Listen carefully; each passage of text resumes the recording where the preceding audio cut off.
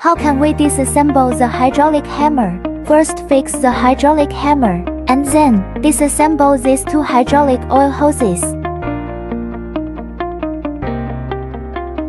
When dismantling, put a bucket below to prevent hydraulic oil from leaking out. Next, we disassemble the 8 screws on the hydraulic hammer.